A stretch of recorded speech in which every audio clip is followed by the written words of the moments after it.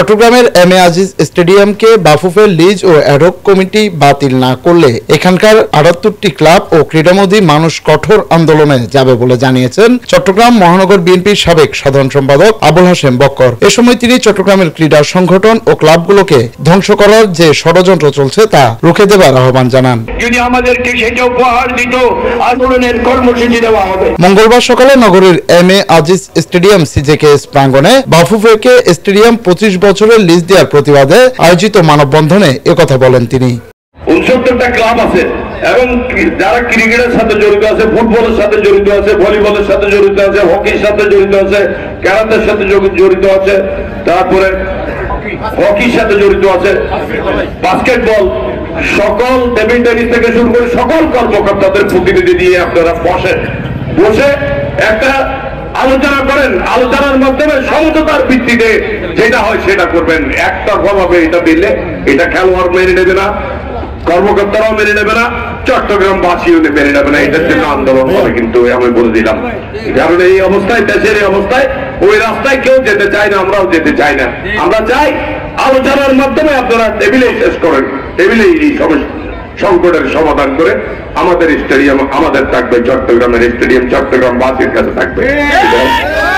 Chittagong stadium রক্ষা কমিটির উদ্যোগে আয়োজিত মানববন্ধন কর্মসূচিতে ক্রীড়া সংগঠক ও সাবেক কাউন্সিলর মাহবুব আলমের সভাপতিত্বে ও মোহাম্মদ কামরুল ইসলামের পরিচালনায় মানববন্ধনে বক্তব্য রাখেন সাবেক ওয়ার্ড কাউন্সিলর নিয়াজ মোহাম্মদ খান, ইসমাইল বালি, ক্রীড়া সংগঠক ইস্কান্দার মির্জা, যুবদল নেতা এমদাদুল হক বাদশাহ, সাংবাদিক জাহেদুল করিম কোচি সহ আরো অনেকেই।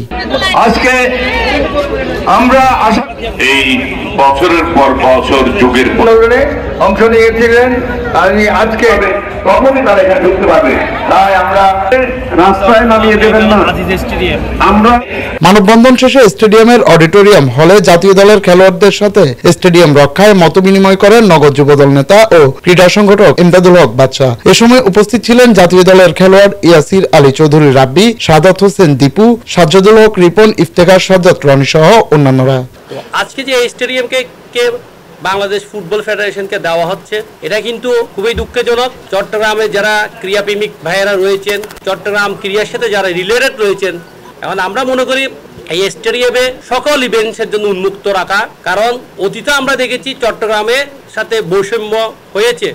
চট্টগ্রামের অনেক কিন্তু ভালো ভালো প্লেয়ারকে কিন্তু জাতীয় দলে চান্স দেওয়া হয়নি, বিভিন্ন এই আপনার বিপিএল এ চান্স দেওয়া হয়নি, বৈষম্য শিকার হয়েছে বিগত সরকারের আমলের কথা আমি বলছি। আমরা যেহেতু কোয়াবের ব্যানার আছি, এখানে অনেকেই ছিল। তামিম ভাই প্রথম দিন বলেছিলেন যে আমাদের সবার এক থাকাটা খুব ইম্পর্টেন্ট। তো যদি আমরা এক থাকতে না পারি তাহলে এই কোয়াবটার আসলে কোনো ভ্যালু নাই। তো আমার কাছে মনে হয় সেম একটা জিনিস বড় ভাইয়ের কথাটা বলছেন যে আমাদের সবার এক থাকা উচিত এই ব্যাপারে।